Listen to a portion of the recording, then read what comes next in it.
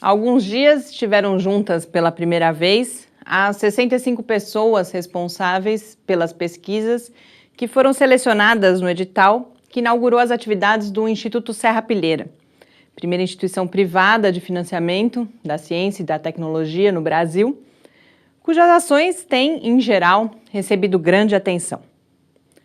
Talvez por isso o jornal o Globo tenha publicado no dia 24 uma notícia sobre um desses projetos. A Iniciativa Brasileira de Reprodutibilidade, cujos principais objetivos, de acordo com seu site, são estimar a reprodutibilidade da ciência biomédica brasileira e, com isso, contribuir para o aprimoramento dessa ciência. Esse é o tema dessa edição de Mídia e Ciência, em que eu, Mariana Pezzo, falo da importância dessa reflexão, mas também dos riscos que vêm associados ao discurso sobre a crise de reprodutibilidade.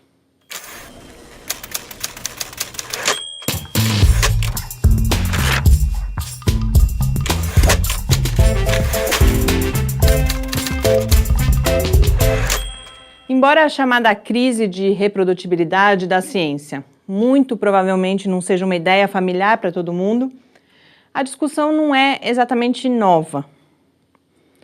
Ela ganhou fôlego a partir de um artigo publicado em 2005 por um pesquisador da Universidade de Stanford, com o título provocativo de "Por que a maior parte dos resultados de pesquisa publicados são falsos?".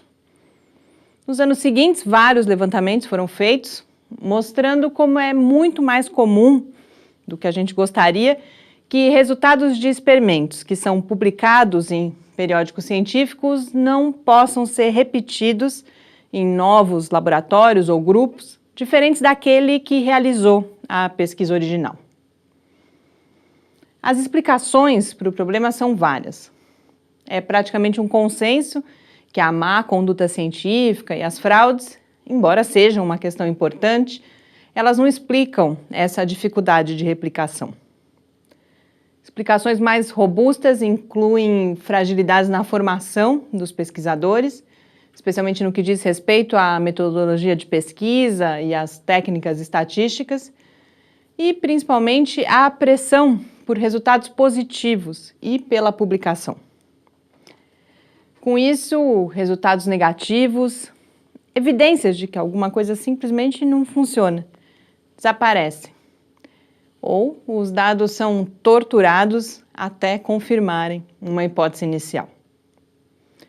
Um outro problema é que os artigos apresentam só os resultados e não o processo pelo qual esses resultados foram obtidos, o que também torna difícil a replicação e a crítica. Embora a existência de uma crise de reprodutibilidade pareça fato para boa parte da comunidade científica, ainda não existem muitos dados empíricos sobre o problema. E construir esse diagnóstico é justamente o objetivo da Iniciativa Brasileira de Reprodutibilidade, financiada pelo Serra-Pilheira, que vai construir uma rede de laboratórios para tentar replicar de 50 a 100 experimentos na área, que já foram realizados aqui no país e publicados em periódicos. Mas dizer que se quer contribuir para um diagnóstico mais preciso sobre a reprodutibilidade da pesquisa biomédica brasileira não é a mesma coisa que falar que o projeto vai replicar experimentos de cientistas brasileiros para checar a sua eficiência, como estampa o título da notícia do Globo.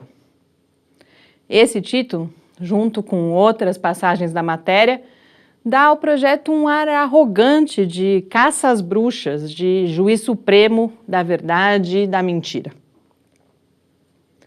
Da mesma forma, a gente buscar, na organização atual do empreendimento científico no Brasil e no mundo, as causas do problema, é bem diferente de apontar o dedo para o cientista e dizer que ele desdenha e não quer se dedicar ao trabalho de replicação, entendendo como mais prestigioso se concentrar em trabalhos próprios e na busca de descobertas originais. Como se essa fosse uma decisão que dependesse só dele, o que a gente sabe que não é. O olhar crítico para a ciência é, sem dúvida, fundamental. e se problemas estão identificados, é urgente buscar corrigir rumos. Mas mais do que nunca, é preciso muito cuidado para que um discurso alarmista não resulte, em vez do avanço, em mais um ataque à ciência e ao conhecimento especializado. Coincidentemente, no último dia 18, um artigo no site andarc.org questionou um relatório sobre a crise de reprodutibilidade que tinha sido publicado dias antes pela National Association of Scholars dos Estados Unidos, uma organização conservadora e com tendências negacionistas das mudanças climáticas. O artigo questiona se o documento é um remédio para a ciência quebrada ou uma tentativa de enfraquecer a ciência, já que ele, dentre outras coisas, propõe medidas que legitimam políticas que ignoram as evidências científicas do aquecimento global.